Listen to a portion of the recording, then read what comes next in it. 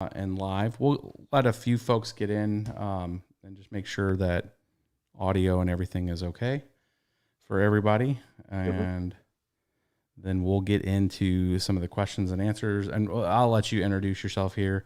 I just want to make sure I see a thumbs up from somebody in the audience to know. Anytime we simulcast to both YouTube and Twitch, sometimes one of them gets potentially messed up, but looks like I'm getting all greens from here, so we can get into it. So welcome everybody. BBT Carter here. We are doing something a little different and special here, where we're going to be talking, and this is part of a series too that I'm working on, educating people on the ETH 2.0, where things are at, different entities that are part of that, if they're pools, if like we had Micah on a while back explaining on how the transition with the merge would work.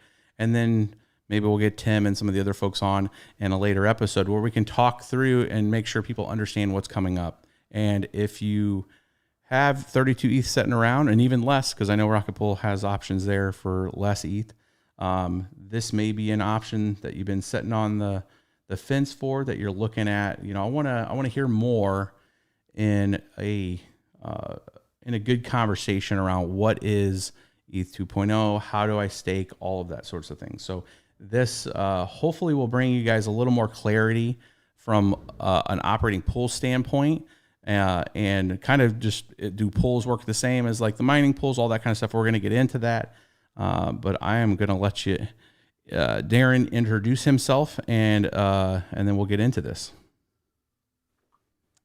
Hello, thank you very much, Carter. So I am Darren Langley. I am my title is General Manager at Rocketpool. I feel like a herder of cats at some points, but yeah, so I'm General Manager of Rocketpool. I can probably give you a very quick overview of Rocketpool in terms of Rocketpool is the first and only decentralized Ethereum staking protocol. That's kind of how we describe ourselves, and we can go into what that kind of means in a little bit later. But essentially, our goal is to democratize Ethereum staking.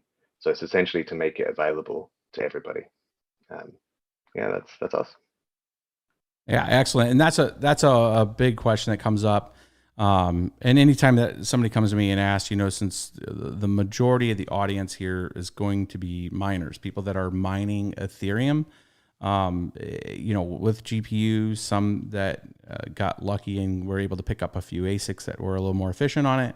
But they're not completely out of the weeds of like, am I going to do this or not? It's more of like just wanting to know more and understand. And then that ETH requirement of 32, to host your own node, it really came down to how, is there a way to, do that with a smaller amount, right? Like you can mine, you can participate. One of the things I like to say to the crowd a lot is part of the democratization in general of mining, and the reason why there's an attraction to it is because, and especially to ETH mining, is the barrier to entry is very low, right? You can, if you have a single graphics card, you could participate on the network and earn an incremental proportional amount. It's not a huge amount, but a proportional amount.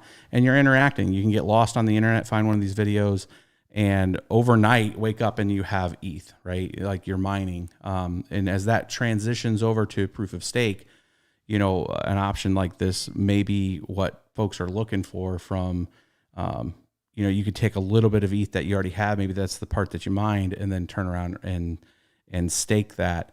And that's really what I want to get into, is kind of like breaking down like how the networks work in that aspect, right? Like, so if you're staking, you're on Beacon, and let's kind of like just make sure people understand the difference, the fact that this is another network right now that it's going to transition to, and then how do you interact to even do that right now? If they wanted to go out to Rocketpool right now, what's the requirements on that? Yeah, so actually Rocketpool brings two groups of people together. So there's actually two ways to kind of stake your Ethereum with Rocketpool. The first way is to stake as a liquid staking user, and that is basically the simplest way that you can stake your ETH today. It is a token swap. It's that simple. You go onto the Rocketpool website, you swap ETH for our liquid staking token, which is called RETH, or you can go to a decentralized exchange and just swap ETH for RETH. It's the same thing. As long as you hold RETH, you are essentially staking your ETH. You're staking your ETH and you're earning the rewards that come with that, which currently in its current form is around just below 4% at the moment. So with liquid staking, there's no technical requirement. There's no need to run a node. So it's not quite as exciting as being a node operator, but it's very, very simple. So there's no technical requirement. You just basically swap the token, and you're earning those rewards. It's also liquid, so you can, even though withdrawals are not actually implemented on the Beacon chain at the moment, you can swap your RETH back to ETH, obviously for more than what you swapped it for in the first place, because that's the whole point. And that's the way you can kind of stake your ETH. I was sorry, with that, there's essentially, there is a minimum. There's the minimum is 0.01 ETH, but that's the minimum you'd need. And so anything from 0.01 ETH up to, whatever, however much ETH you've got. So RETH is essentially a way for anybody to stake their Ethereum with any amount. On the other side is being a node operator, which is node operators for Rocketpool are the backbone of our protocol, and they are the people that essentially earn and generate those rewards. The liquid staking providers, they supply half of the ETH, so they supply 16 ETH, and node operators supply 16 ETH. So essentially, we've halved the amount that you need. So as a solo staker, you'd need 32 ETH, which is, as you said, is a considerable amount of money. We've actually halved that, so you now need 16 ETH rather than 32. That also has some benefits, even if you've got more than 16 ETH. There's some benefits to having multiple validators, particularly. We can go into that a little bit more, but essentially there's some benefits to having more validators as well, because you get more proposals and essentially you earn more that way. So that's kind of how it works. Is we bring these two groups of people together, 16 ETH from liquid stakers, so they're kind of small deposits that get matched with 16 ETH from a node operator, and then that goes off to the Beacon chain as the full 32 ETH. And all of this is done in kind of smart contracts. So Rocketpool as a company, we don't have custody of your funds. It's all handled by the smart contracts. So essentially, it's all done by the blockchain. Those smart contracts are open source. They're transparent. They're free for everyone to see and audit. And we've actually been audited by 3 of the top audit companies, and multiple times actually that we've been audited. So yeah, that's kind of how that works. So I'm going to peel it back a little mechanically, because I like trying to peel things back and break it down to where people understand kind of what's going on there. So if you have, let's say, 0.5 of an ETH, and you got to set in a MetaMask, and you're like, okay, I heard that I can participate in this. So you'd go out to Rocketpool, and on that side of it, you're effectively pledging that out, and you're going to return on another token that's a represented example of that, right? And then I guess that would enable, so mechanically in the background, is that where that money is going into, where it's into a pot, and then once that hits like 16, then you guys make another node essentially, because somewhere you need to create that bind to a node, but you're handling all of those different journal entries, as it were, until it sums up to a certain amount, and then you can make more pairings, right, with those, with the 16. Am I tracking that right? Yeah, that is exactly right. Yeah. Okay. So the ETH that's deposited goes into what we call the deposit pool, and it is a pool of ETH that is waiting to be matched with a node operator. And so when a node operator comes online, or sorry, when they deposit 16 ETH, it gets matched, and it creates the 32 ETH that then goes off to the beacon chain. So that's exactly how it works. So yeah, so from a contract risk or whatever else, it was just, if you're just waiting for that until it hits 16, and as people more, there might be some float sitting in that contract until it meets that threshold potentially, but the person depositing is not taking the risk of waiting for it to execute, or are they like where it has to hit 16 and then they're given it, or is it instant and you guys essentially are floating that delta, understanding that you're still going to just keep getting ETH putting into it? It's just the risk side on your guys' side is just that 16 ETH at the end of the day, right? Like if it's sitting at 14.7 and nobody else has deposited for a while, it's just, no, exactly.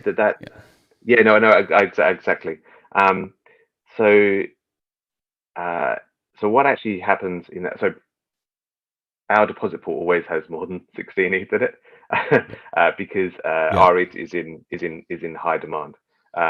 So we're always essentially needing more node operators, and we've definitely as we can go into some of our numbers and that sort of thing, but we've onboarded a lot of node operators, and we're continuing to do so quite rapidly. But yeah, there's so much demand for REs that we're always slightly on the back foot in terms of we need more node operators to spin up. So there's always enough. Yeah, it was, and it's just to make sure folks understand that are tracking in the channels, the node operators, the actual real mechanical piece that's going on, where you're having to stand up a node, it's syncing with beacon, it's an actual operation. That's part of that validation node, and so there's no full operate, no somebody coming with 32 right on ETH to you guys. It's you're coming with 16, and if you had 32, you're essentially the two nodes. Is that, am I understanding that? If you wanted to come to bring as a node operator, you're effectively in two 16s, and then you're pairing up somebody else with 16. You have it. There's a couple of options, but generally, yes. So generally, if somebody's got 32 ETH, they would probably create two validators or two mini pools. We call them mini pools. You would create two mini pools. There are some options though, which we can talk about RPL staking as well. So RPL is our native token, and it's used within the protocol. And when a node operator comes online, they also stake RPL, and that's kind of as like a insurance promise to the protocol. It's used it's used just in case a node operator they would have to be extremely bad node operators for this to happen. But essentially, we can slash their RPL collateral if they are extremely bad node operators. So RPL, the RPL that they stake though, earns rewards, and so you can vary the amount of RPL that you stake. So if you've got more than 16 ETH, then you might, depending on how much RPL exposure you want, you might have stake a lot of RPL, or you might stake the minimum amount of RPL and then do another mini pool or something like that. And so it kind of depends a little bit. And we've actually got a page on our website, which I can send you the link for, which gives you a calculator, and you can kind of adjust it and play around with the sliders and that sort of thing to kind of figure out what's suitable for you. Okay, yeah, because what you're essentially saying is that there might be a better you need to look at the calculator. You need to see in your situation if it makes sense to kind of split it, because there might be more incentive to do it in that way versus just trying to bring straight 32, because you are going to have this other token mechanic there that's that is the insurance piece, I'm trying to, so the insurance piece is because you're trying to make sure that somebody's incentivized to be a good participant, right? Like, and Yeah. for folks that aren't tracking, that don't understand really proof of stake in the background, because we've done a couple videos on trying to explain, and like so we had Mike on trying to understand the slashing mechanisms and all that, and you look at any kind of situation where you have a large crowd of anything and you're trying to maintain consensus and you're trying to maintain a disincentive to do bad things, like attack the network, spam it, all those kind of things. And I always love hearing different perspectives of this. So the bad behavior, just a couple examples of somebody like going offline. What would be considered bad behavior for people that maybe not tracking? This. So in actual fact, Ethereum is actually very forgiving, and so if you're offline, that is actually quite normal. So it's quite normal for you to take down your node for you wouldn't take it down. You want to maximize your uptime as much as possible because you want to maximize your return. Okay, but if you were offline, say you had to do some maintenance, or something happened and you had to recover something, then that is not a big deal. Your node can go off for a couple of hours. All you really, or even a couple of days, all you really do is you lose the income that you would have earned in that time. So you're not actually penalized necessarily. You're just not maximizing your return. Okay. So that's one thing. That essentially is downtime. Okay, and downtime happens. What bad behavior is if you're down for a long time, like never up. If you are, and this is what I mean by a terrible node operator. A terrible node operator is someone who is just not up. And in that particular case, essentially what you're doing is you're leaking your rewards, and effectively you'll end up going backwards. And especially if you are offline when lots of other people are offline, it gets more penalized. So essentially you end up going backwards. So but it takes a long time for you to leak your 16, well, in this case 16 ETH. It would take you several years of not being online for you to do that. So that's what I mean by kind of having a terrible node operator. We have to have mechanisms in place because 16 ETH is other people's money, and so we need to have those mechanisms in place. So I should round it out with the last thing is slashing, right? And slashing is that you have to really go out of your way to be slashed. Essentially, you need to change. So all of the clients that you use today, like Lighthouse, Nimbus, Prism, and all of that sort of, and Teku, all of them are designed in a way that you won't get slashed. You have to be running your own client or edit the client code to kind of get slashed. The only other thing that you could potentially do, which is most common actually, the majority of the time people are slashed, is that they usually have like a backup system, and they don't take down their main one, and they bring up their backup system. And if you've got two sets of keys attesting at the same time, then you can be slashed for that. And when you're slashed, you essentially, I think you lose something like 2 ETH, and you are ejected. So that's the main thing that you can catch people, is if you're running your your validated keys on two separate nodes.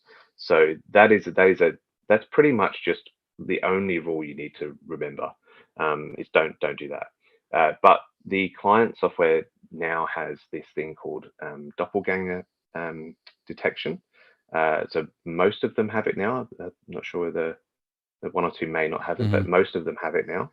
And essentially what that does is when you bring up the node, it will, before it attest to anything, it will watch, and it will actually purposely miss a couple of its attestation duties to make sure that some other node is not performing the duties already.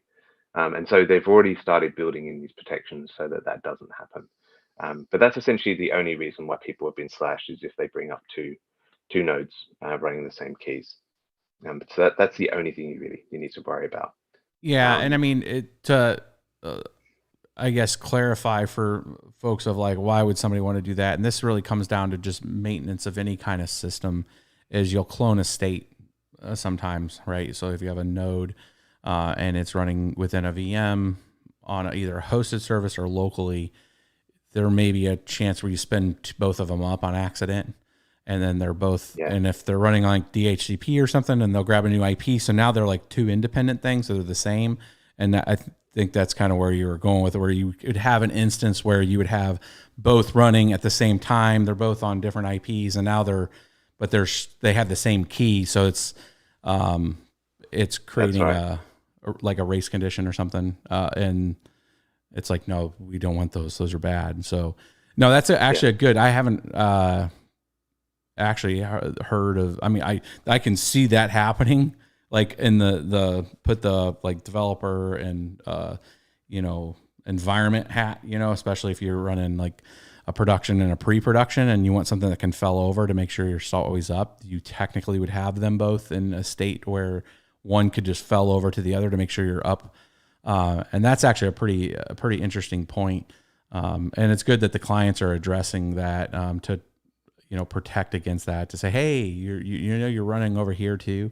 But that's a good explanation of that, because that's one actually we haven't really covered. Because I mean, there's some concern, right? I mean, people, like everybody, the world will go to like, what's the worst thing that could happen with this, right? So that's just where our minds go. And if somebody says, wait a minute here, you can take from me, like that's just, there's a counter, right? So there's you're already going to have resistance. So part of it's also just understanding it. And as a longtime miner and talking about, I mean, we're expanding on our Bitcoin side too. So we're still going to mine, but like, I want to understand, and I want the audience to understand the mechanisms that are part of this.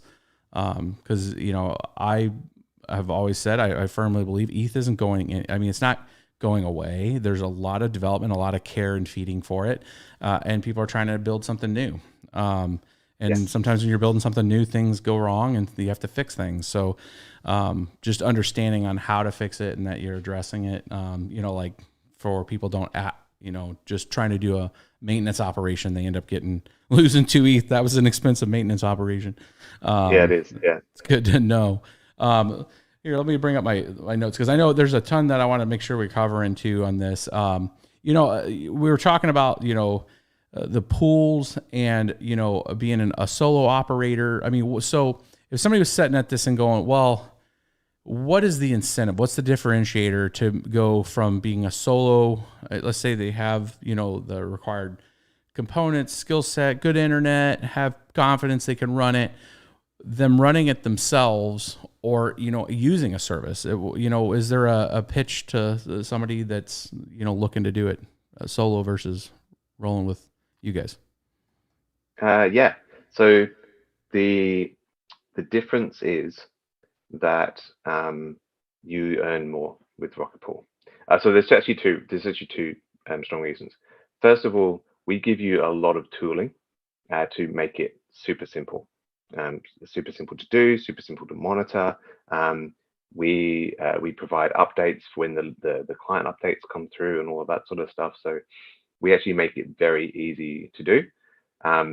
The second reason is that you earn more. So with solo staking, you earn the base rewards from Ethereum. So as I said, it's like just under 4%.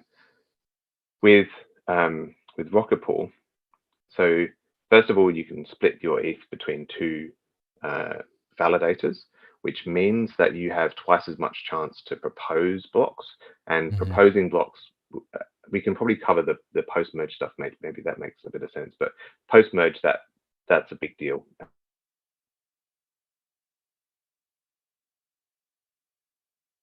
We may have started to lose Darren. Oh, we got you back. Your connection went a little wonky. Yeah, I mean, I think they're going to want to know.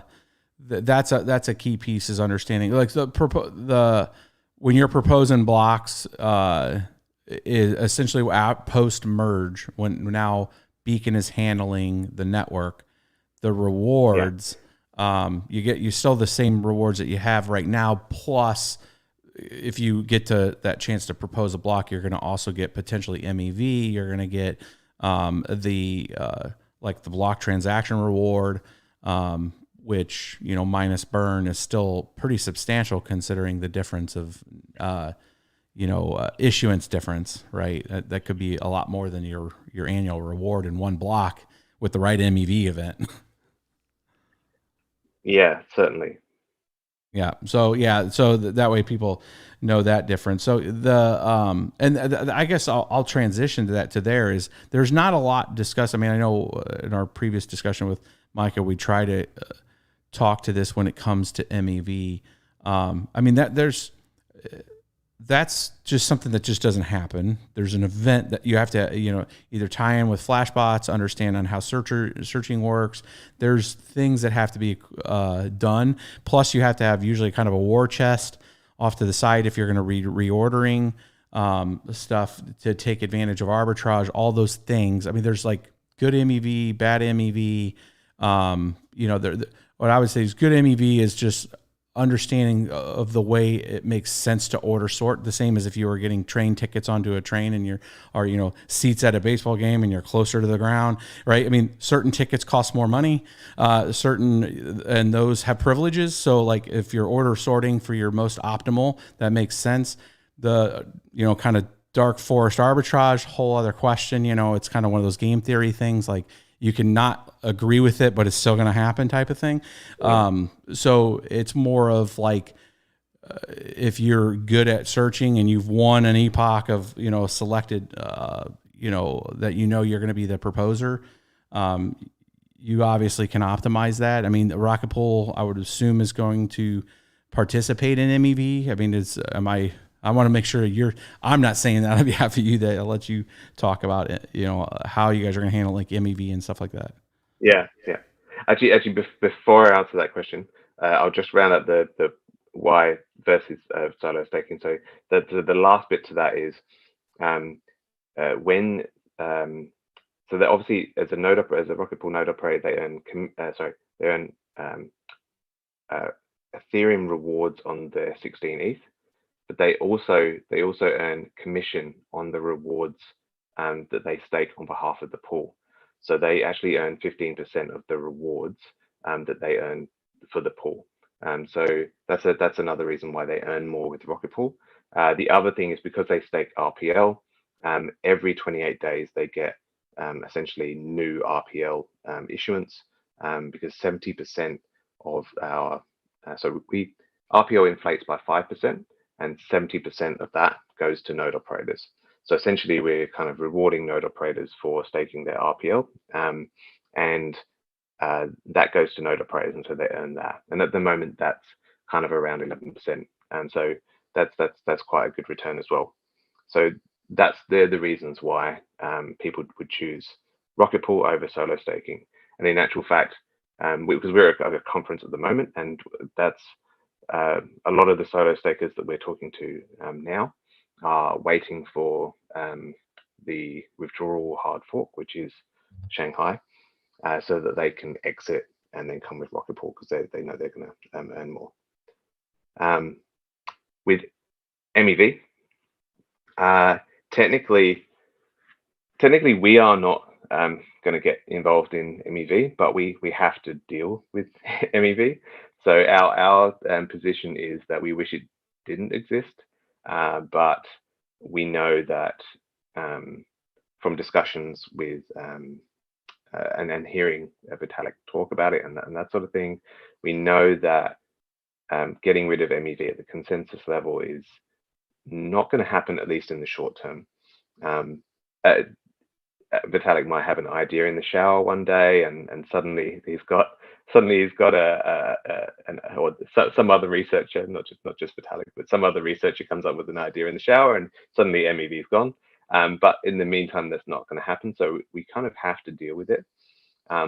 In our case, it's still a bit of a gray area what that looks like post-merge, but we're working with Flashbots. We're in like a working group with Flashbots to kind of figure out how that works. And so MEV will definitely we will definitely be dealing with MEV in the future.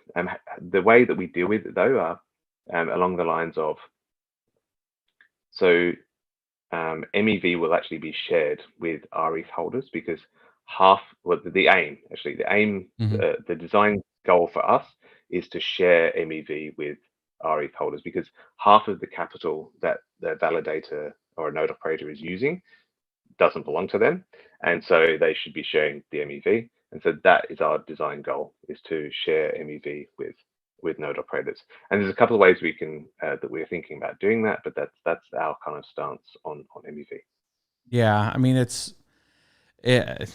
don't know. It's a real hard game theory issue, because there's going to be searchers out there, and then somebody's going to get it. It's kind of that Flash Boys 2.0 thing, trying to get to the closest source.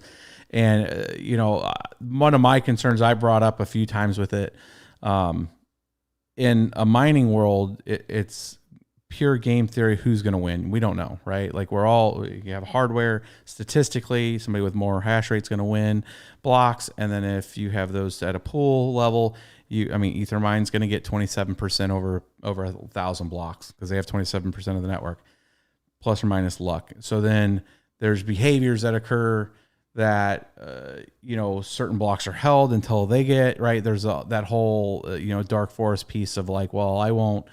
I'll do an offline transaction until Ethermine wins, and I'll make a deal with them to do stuff. Like there's that risk right now, but it's completely quote unquote random. Proof of stake, more deterministic with regards. It's still random, but it's still deterministic within an epoch. So it kind of says who's going to be it. I think it's going to be a dynamic change. So I think even anybody going after the concept of MEV and proof of stake, the realities is like, it's almost like it has to make the merge happen, and then we kind of got to deal with it. Because there could be a different level of manifestation there, because it's different. It's genuinely different. Not right, wrong, or indifferent. It's just literally different. Like the epochs are known, the producers are going to be known. So is that going to create a behavior where those particular node operators are going to be like, hey, here's this carrot. Process all my transactions anytime you win something. It's going to be an interesting dynamic. I think it's going to be fluid.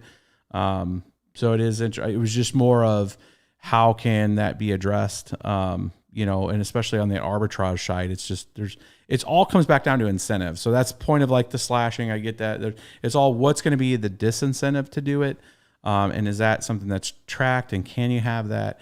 And does that create bad behavior? I don't know. I think it's one of those things that everything's going to be put a pin in it, but I am always interested hearing the different perspectives of how, folks within the ecosystem are going to handle it and their particular, handle their portion of it, or participation in it, or, research in it.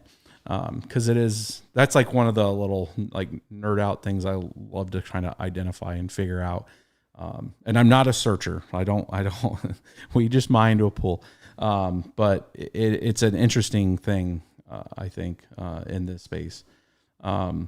So let's see here. So like, one of the comments we also make a lot is we're looking at, if you look at it and you look at ETH 2.0, you look at node distribution, you look at who's right now with, Lido, I think that's how you say it, Lido, having a large amount. You have the decentralized exchanges, that are doing their own thing also, and are, setting up incentives and stuff like that. How do you feel like, I know with Rocketpool, one of the big things, and I would call it the charter from you guys, is keeping it decentralized, how do you see this really kind of playing out? And, what could folks that are, I know the community's pretty deeply strong and passionate on it. I've, perused through your guys' Discord and stuff. And, I mean, it looks like, it's you got the decentralization to heart type of piece there. So like what can the community do and how can people get awareness to keep it decentralized from like your guys' perspective there? We kind of, so there are definitely the post-merge world, or the beacon chain world is, as you said, there are different kind of actors in this now, and a lot of them are kind of big exchanges who are staking the ETH on behalf of their kind of users, and you kind of, most of those, kind of including Lido, are kind of centralized providers. And what I mean by that is they have a permissioned node operator kind of cohort or set. So they've got agreements with node operators or enterprises, corporations to run nodes on their behalf. And the way that we differentiate ourselves is that we're permissionless, and so anyone, as we said, anyone can be a node operator. And in fact, our philosophy is that anyone should be a node operator, and we want to make Ethereum as decentralized as possible. So that means we want to lower those barrier of entries for everybody, so that we get because that's extremely important. The more diversification we get in Ethereum, the more obviously that means it's decentralized. But it also means from an operational perspective, it's more resilient. There's more censorship resistance, and all of that kind of and like credibly neutral and all of that sort of stuff. So that's really, really important to maintain those key characteristics that we kind of love about Ethereum. So so that's why we have spent kind of 5 years building a decentralized staking protocol, instead of kind of taking some shortcuts and going centralized first and then going decentralized. We went centralized straight away because we hold that very, very closely. We think that otherwise we end up in a situation where Ethereum starts to become centralized, and that's not what we want, because we lose those positive characteristics. So yeah, that's kind of why. Yeah, it's, when you look at both sides of it, and I know I've been on the side of like, well, man, this really looks like there's an existential risk with like, Amazon, AWS, and, if it's the three major clouds, Google Cloud Services, or, GCP, or Azure, Microsoft, you essentially got, three big companies that are the risk point when it comes to, that centralization. If there is a bigger decision, I still have, believe it or not, I still have a lot of faith that the government won't mess this up in some way and start trying to shut things down, and the states will counter it, at least in the U.S. And I know it's bigger than the U.S., but it does definitely have a big influence, considering those three companies are out of here with certain services that are there. And this goes beyond ETH. That's the other thing that's I think in a good standpoint, that it does affect not just ETH, it's everybody like that leverage those big services on the crypto industry in general, because there's a lot of node operators on the Bitcoin side that sit on there. Lightning, there's a lot of folks that leverage those services, but having the ability, the ability to participate is paramount. I always say that very first on the channel all the time. Like, if you discover this, you download some code, and you want to participate, how do you? And then you don't have to ask for permission. It's paramount. Yeah. So that's a good, charter for you guys to have to focus on that. And in actual fact, there's lots of different ways of running a node with Rocketpool, but I guess our preferred way that people do it, our sort of gold standard, is to run a node from home. And so, as we said, Ethereum is very forgiving, and so you can have kind of partial internet outage and that sort of stuff, or a power outage. Although having a UPS sometimes helps. But you can have that and be perfectly fine, and be validating perfectly fine. So as I said, it's very forgiving. It's not as scary as it's kind of made out. We think that running a node should be simple and safe and easy, and that is where we're putting a lot of effort into making sure that our tooling is there to help get people up on board and to do it, but and also to be safe as well. And the client teams are exactly the same. That, as you said, we're building those things into place. So yeah, the kind of gold standard for us is someone running it from their house. Yep. Yeah, and then I look at the community of folks that talk about this regularly on the internet is showing people on how, right? And that's part of this reach. I mean, our core audience is the miner community, explaining configurations, how to set up miners and stuff. But I'm trying to make sure that we're not turning a blind eye to some of this transition. You can have opinions of different things. I have my own opinions of certain things, and I'm still, I put my hat on for the developer side and understand where what they're dealing with right now with trying to transition. And there's a lot of risk there, but part of it's the explanation of how to participate, and running a node at home on the right kind of hardware. We were right before this, we were making a joke with each other, like, you could run it on a Raspberry Pi, wouldn't recommend it. You could have the right kind of hardware for it. It's not something crazy, but something that's more stable. And then, just having that how to, and, maybe testing it with a test net the first few times, make sure you're comfortable with it.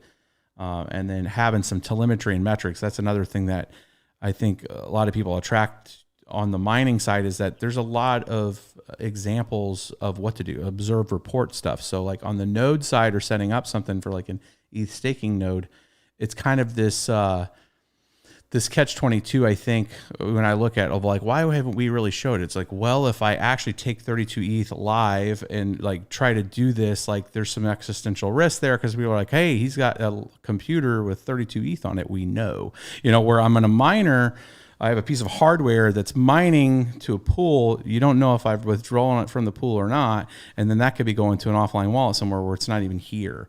So there is that kind of risk management of understanding, that we're making sure people understand if they're going to do this at home and stuff. It's probably something that they just don't need to tell everybody about, type of thing. There's an OPSEC piece to it. Yeah. In actual fact, so with Rocketpool, we have a similar mechanism. So the node itself is essentially a hot wallet, and you don't keep much on the hot wallet. You keep enough on the node for it to perform its duties. There's a few things that it needs ETH for, so you would keep a small amount of ETH on it, but you wouldn't have certainly wouldn't need a large amount on it. We have a thing called a withdrawal address, so you can actually set your withdrawal address to an offline cold storage wallet, and so when you eventually do withdraw from the Beacon chain, your funds get sent to the withdrawal wallet. So even if somebody hijacked your node, stole your node, physically stole your node and all that sort of thing, they wouldn't actually have access to your funds, because to change the withdrawal address, you need access to the withdrawal address. So in actual fact, we have a similar mechanism to put that in place, so that those safeguards are in place as well. Yeah, that's good, and just showing people how that works and kind of mocking that up. And you guys might actually have some examples of that on there, of like, hey, like here's like your signing key, here's your validator. It has ETH on there if you're running a trying to run a validator at home versus nodes. I mean, nodes are one thing, but running a validator, that's the real kind of attack surface piece. If you're doing it personally and it's in your house and you're running a validator there. What somebody could potentially do is, if they stole your node, they could get you slashed. That's like the worst case scenario. But as you said, it's a 2 ETH penalty, but you'd still get your ETH back. But that's kind of the worst that they could possibly do. But as you said, it's a 2 ETH penalty, and the rest of it would come back to your withdrawal address. So the majority of it would be safe. So that's kind of like the worst case scenario. And there are ways that you can get around that as well. Encrypting your drive and all of that sort of stuff kind of helps with some of that, so they can't even get access to the drive and that sort of stuff. So so there are definitely things that you can do to do that. And we actually have some really excellent guides that take you through setting up a node with Rocketpool, which is really simple. But then also the kind of security things you should go, best practice that you should go through to make it secure. The optional things that, if you want to take it a bit further, these are the things you can consider. So we actually kind of take you through that step by step to make sure that you're in the best position. And setting a withdrawal address obviously is part of that process as well. Actually, so being at the conference today, somebody came over and said, "Oh, I'm interested in setting up a node, but I wasn't quite sure where to start." So we said, "Oh, do you have your laptop?" And we set it up within about 10 minutes. So it was pretty. We didn't go the full way. We didn't like deposit or anything. We have a test net where you can essentially play around with fake ETH and do the whole process. You can spin up your node, you can set it up, you can register it, you can deposit. You can do failure modes, like you can, I don't know, throw out the window or something. But yes, you can kind of go through that so that you feel confident and you feel comfortable with the fact that you're on top of this. You know how to run a node. You've gone through that kind of practice, and then when you're ready, you can kind of unleash yourself onto mainnet. Yeah, no, I always highly recommend that. I know, we're all our worst enemy. When any of us wake up on the wrong side of the bed one day and are super lazy and was like, I'll just do it quick. And I always just say, take pause for a second, think about it, especially when it has to do with a lot of, capital, hard earned money. You should take the time to always test it first. And don't, it's like testing in production if you're going live right away. So don't do that. It is a lot of money. You don't want to have a bad experience in that. And that kind of creates this kind of, aura around it. It was terrible. I lost all my ETH. It's like, well, what'd you do? Did you test it first? I think part of that's just on folks to make sure they're doing it and doing the testing, but it is good to know about those guides. And I'll definitely be looking at it. This is definitely on the chart for us to take a real good stab at and understand better with that. Let's move on a little. So I'm not going to, towards the end of my thing here is, so Rocketpool I had in there is was it considered more of a managed service, a public service? Where would you put it compared to like somebody looking at it from a company standpoint? Obviously, you guys are incentivized to build something. You're obviously somewhere making revenue in there. You guys probably had I don't know if the background, if you guys had a raise or anything like that. How do you guys have the token aspects to it? So I'm assuming that's where you guys are, staying to where you can continue to build and you guys will be here for a while type of thing, right? What keeps you guys moving and growing? So we categorize ourselves as a decentralized protocol. And what that kind of means is that, so there are two completely separate things. There is Rocketpool, the protocol, which is a set of smart contracts that live on the Ethereum blockchain. And it mediates between, as we said, liquid stakers and node operators. And it functions without Rocketpool, the company. If we disappeared tomorrow, Rocketpool, the protocol, would carry on happily. There's nothing that we really do. We obviously drive it forward from a development perspective because as a technology company, we're responsible for keeping it moving in the right direction and innovating it.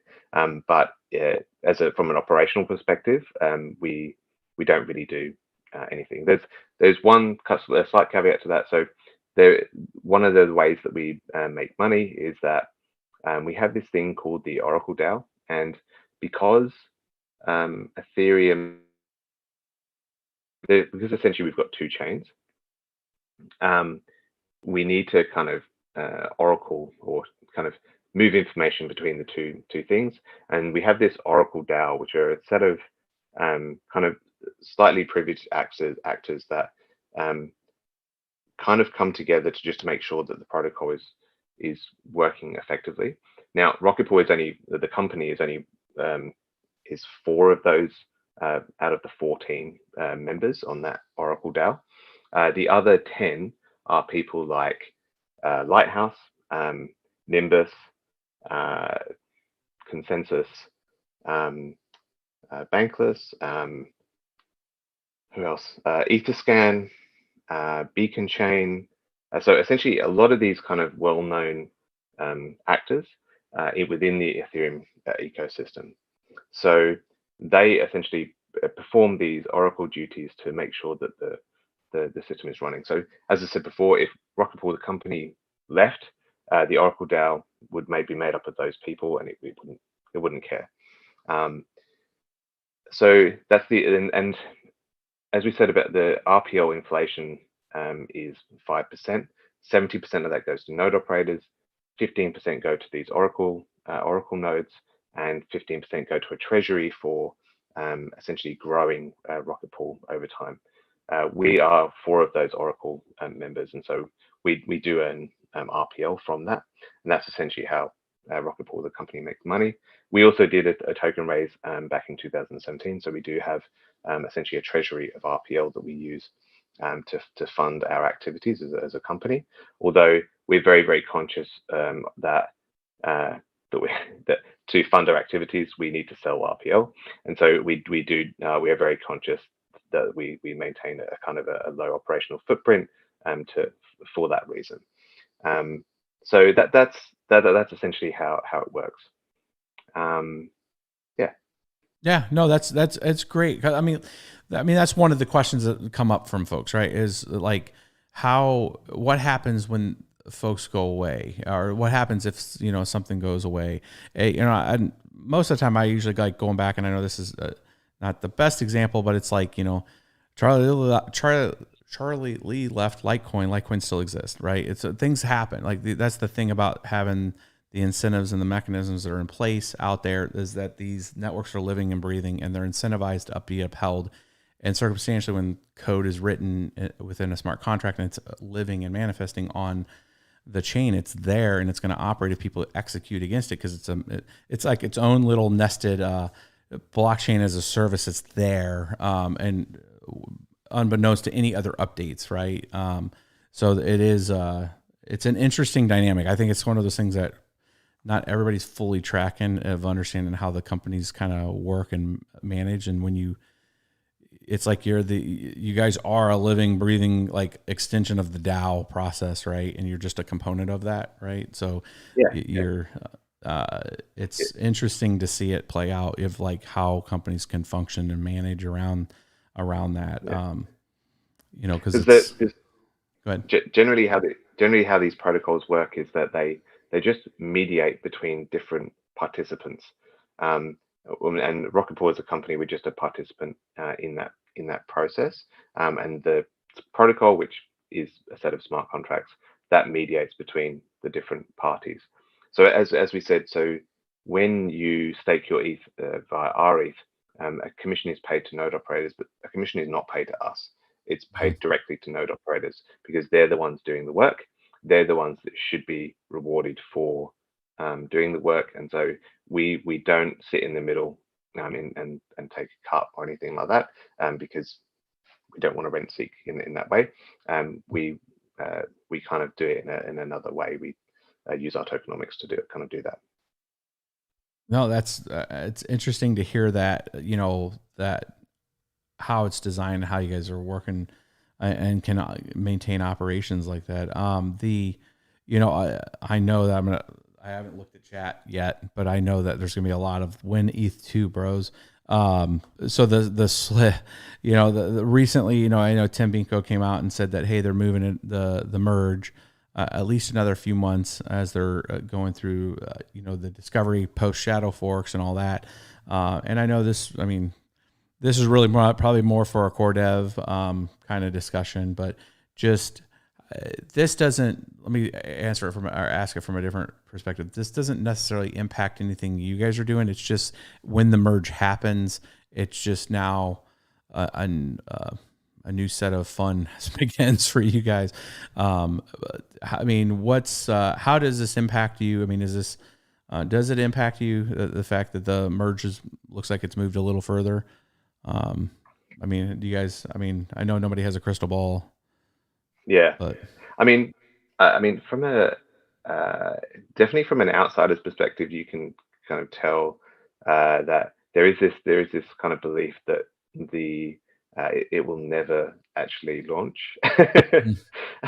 But I can tell you, as somebody who spends an awful lot of time inside the inside the funhouse, that it definitely is.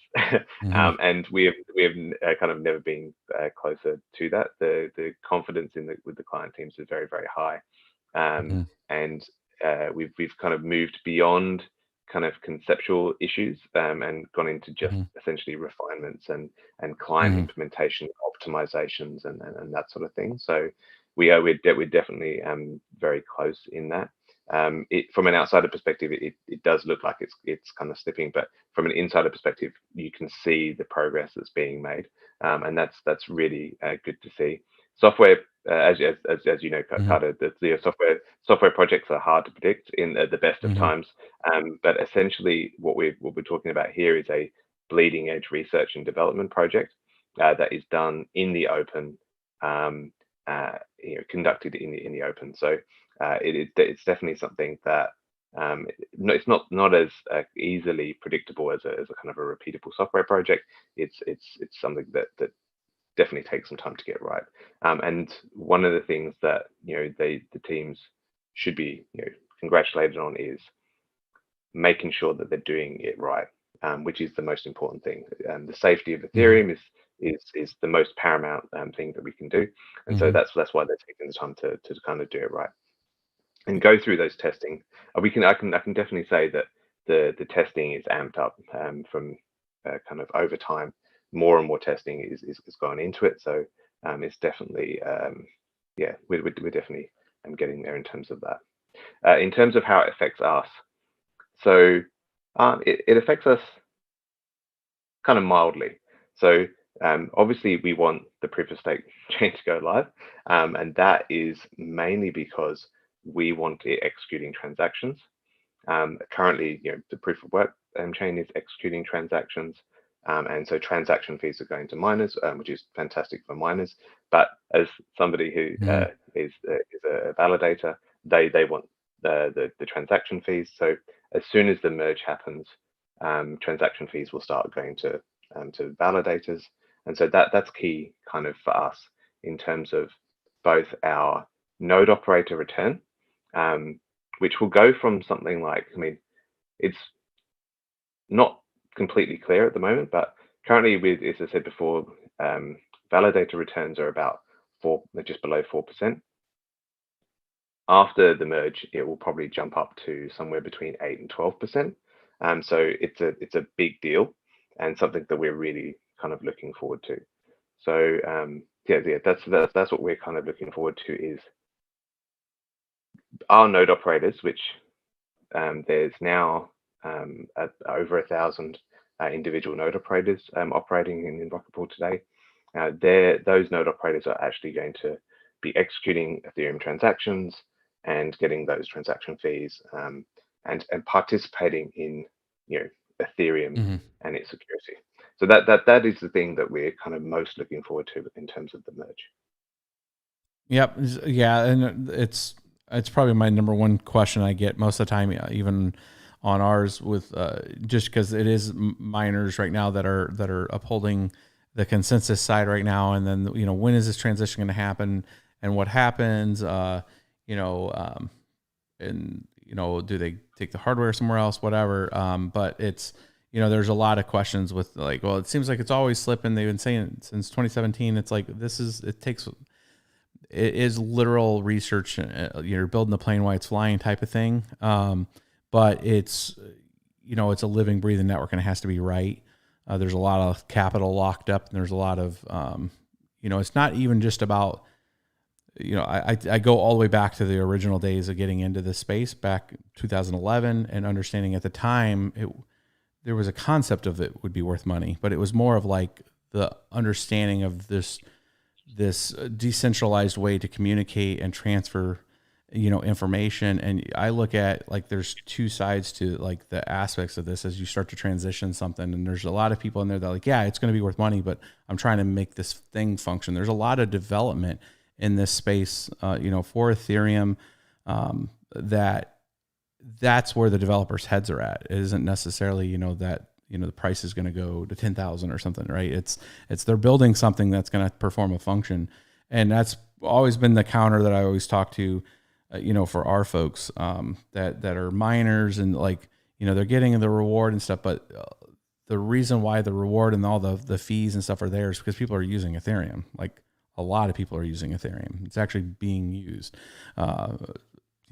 I personally haven't bought an NFT. We've talked about it a couple of times, or for exorbitant amount. I actually have some NFTs from back in the day when they first were coming out, CryptoKitties and stuff. But like people are using it, and that's creating generation of funds and all that. So it has to be right. They have to make sure that this doesn't break that ecosystem everybody's working so hard to build on.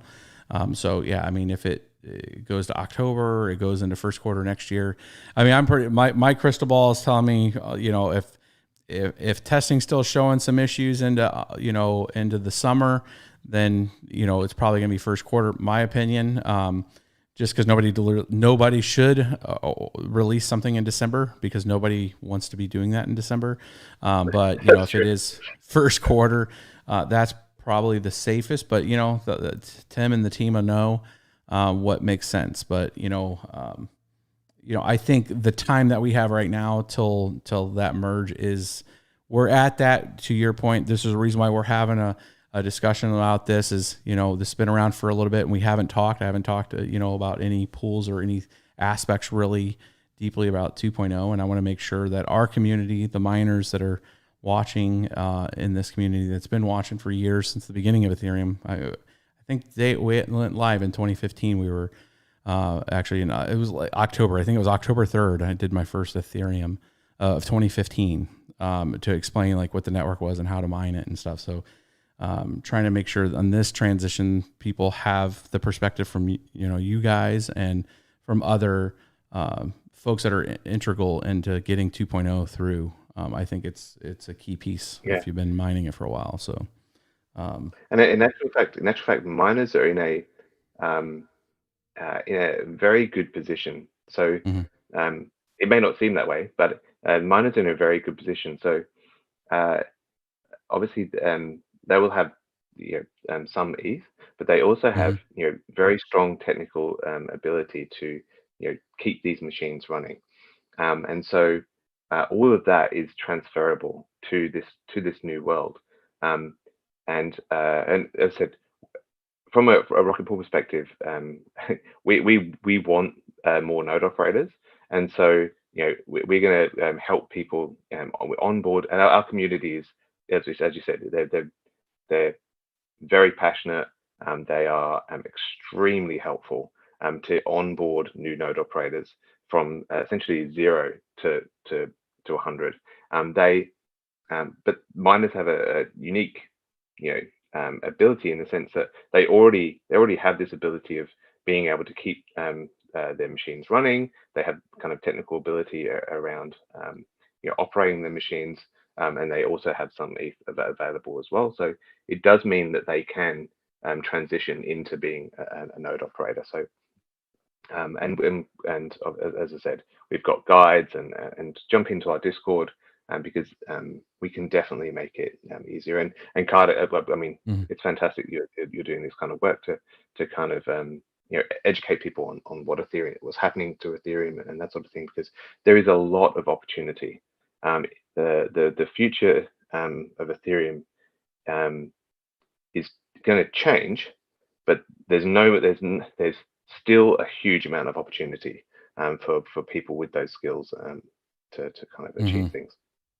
Yeah, it's a good point. I mean, a lot of the graphics cards will probably get pointed, to where they're used, but there are from that understanding that the skill sets and the uptime. I mean, mining is about uptime in the same way that being a good node operator is to make sure that you're always online. any day that those machines are not running, nothing's happening, right? So especially if it's a capital type of situation, and one of those aspects, and we deal with this a lot with the channel and folks of it kind of starts as a crawl, walk, run. Most people that get into mining, and they start with a couple cards, and then other folks hear about it. And what ends up happening is a lot of those like medium-sized miners are actually using different people's capital, their family capital, whatever, because they're the technical person maybe in that group.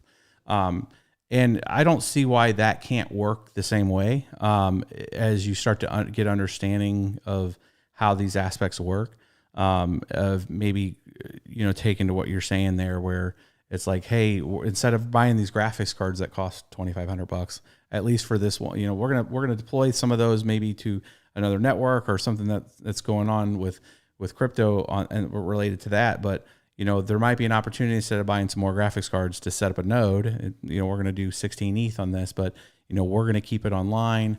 And from a capital investment standpoint, when you look at a current Ethereum rig right now, when you look at it from a capitalization standpoint, you're looking at anywhere from 6,500 to 10 grand, depending what different GPUs you're getting, right? And if you do that a couple times, you're not, it's a medium-sized farm, but I mean, there are household deployments in these miners that are at a 16 ETH cost, right? So it's, you're deploying it in hardware that way, or you're deploying it the other way. It's it's still the only reservation I think is people understanding how proof of stake's gonna remain decentralized, and I think that's the biggest piece that what attracts me to Rocketpool and having this conversation is that concept that keeping it decentralized, because the risk is if there's too much centralization and then bad decisions are, I don't even say made, but are forced upon, that's what we don't want, right?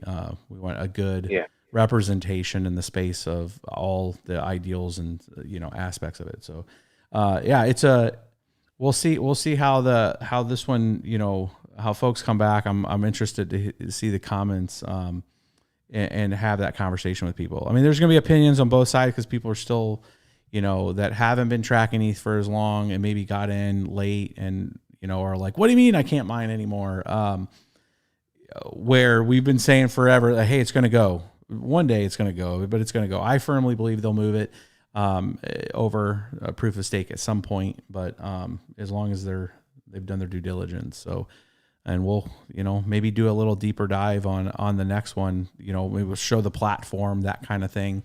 Totally open for something like that if you guys are, and kind of give them some aspects on just staking even a little bit of ETH, through that liquidity side. I think would be pretty informative, because there are a lot of people that have 1 or 2 ETH sitting around that that are sitting in a wallet. And they don't really know what to do with it. They're just kind of watching the price go up and down, and maybe they can have it work for them, and that's another aspect, right, of being able to make it work for you, deployed into something like this. So, excellent. I don't have any more on my list here. I think we kind of covered them. I mean, I don't know if there's anything that you had else to cover. I think we kind of went through it. I think that it's more. I think the only real thing that I wanted to kind of get across was, so Rocketpool actually only really launched in November last year, but we've been growing extremely fast. So as I said before, we've got over 1,000 node operators. We're staking over 160,000 ETH at the moment. So we're actually, our node operators are actually accounting for 1.4% of all Ethereum validators at the moment. So it's going quite well, and we want it to continue. And the only way that we're going to be able to kind of make sure that Ethereum stays decentralized are things like Rocketpool, where we can lower the barrier of entry for node operators, lower the barrier of entry for people providing capital, for proof of stake and that sort of thing. So I think I'm quite biased, but I think Rocketpool is extremely important play. I hope that we get more competitors to a certain degree, because I think it'd be healthy. Mm-hmm. From a security perspective, because we have so many node operators, running these validators, we're actually, from an Ethereum health perspective, we're actually kind of net zero, if you know what I mean. So, Mm-hmm. because we're decentralized, we're permissionless. Each of these node operators is essentially an individual entity that's running it. We have node operators in 84 different global locations now, so that's pretty good. Mm-hmm. Yeah, so from an operational perspective and all that sort of thing, it's pretty good. So we're enjoying it, and we really want to get more node operators, so that we can kind of expand and that sort of thing. And that's where having chats with Yukato comes in Mm-hmm. to the fore, because we want to kind of help miners make that jump, make that transition into becoming a node operator, so they can get those opportunities going forward for Ethereum. Yeah, And no, that's great. it does a little bit come to what you said before. Running a node is thrilling. You know what I mean? It is. Mm-hmm. Is that you're running this node? It's earning you money. You wake up the next morning and you've got some more Ethereum. Hey, Yeah, that's the number one.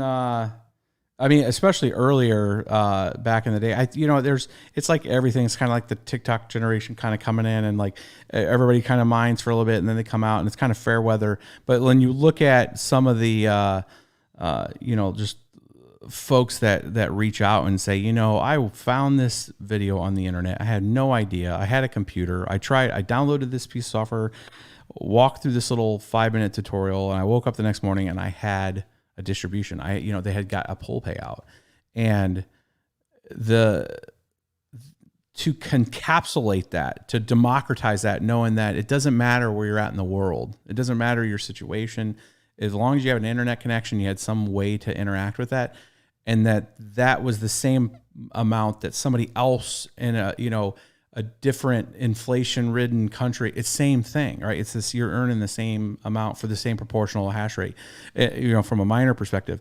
And I'm like, it's beyond the hook. It's not a gimmick. It's atomic, like this thing's happening. And the same thing in this, where, that's part of that attraction, is that you didn't have to ask for permission, and you're upholding a bigger thing, a greater thing. It just those tokens happen to be worth money. And then there's a whole fintech aspect to this whole thing. But the fact that we can participate in a very lean way, where there's just you're not filling out all kinds of documentation. You're not doing, you're just logging in, you're doing a few pieces of operation, and then you understand the mechanics of what it's actually occurring. And you're getting, like a managed service, almost like you're getting paid for that effort. And I try to snap that line for the community, at least on the mining side, and we're trying to identify it for, as this transition starts to happen with ETH, because, supporting the network, as a person that's supported the network for years, have donated to Gitcoin, have a lot of different interest in seeing some of these teams really succeed. I mean, I know the Truffle guys. I mean, I've had dinner with those guys a few times. Great dudes. Building Ganache and some of these tools that ETH developers use on the regular. And I understand that community, and, they're trying to, build something different. That's than the status quo kind of thing. And, I want to see that succeed.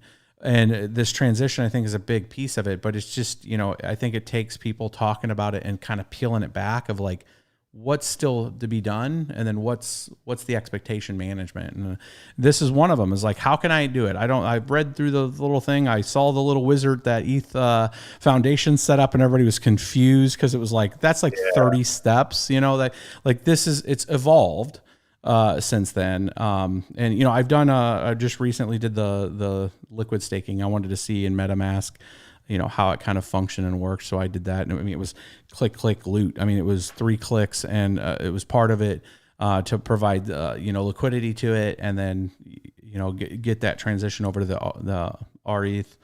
And, so I understand that part. I want to make a tutorial on that piece of it, but I'm interested in seeing the node aspect, and setting up something maybe on the test net, maybe as a next phase for folks to understand the technical complexity to it. And then explain that risk side, right? Like, okay, here's the things you should definitely, the same thing when we were talking about like wallets and stuff for people, when they're setting up hardware wallets and that kind of the OPSEC side of it, it's important. But no, and this has been great. I've actually learned quite a bit on, the aspects on, your guys' tools and functions and what's going on with it. So I do thank you for coming on today and explaining that. And we'll see how the comments are. And if we want to kind of peel it back a little deeper on another one, I'd like to kind of see, some of the other aspects that you guys have there. And we can actually do like a mechanical functional video maybe sometime with some screens and stuff too. We'd love to do that. Thank you for kind of inviting me on. And I hope we can chat again soon. Awesome. Well, guys, I was going to have a time for, a little question and answer. We're at about an hour and 15. Let's hold those ones. Put those down in the comments, and then I'll go back and respond, and we'll go back and forth with Darren on that one. And then on the next one, we'll have some time for some Q&A. I was kind of watching some of it. Some of their questions really had really to just trying to understand proof of stake more. And I think we need to have some more of those conversations. So we'll have some conversation related to proof of stake. But no, again, Darren, I thank you for swinging on. And I think we're going to sign off on at least on the stream. And then we'll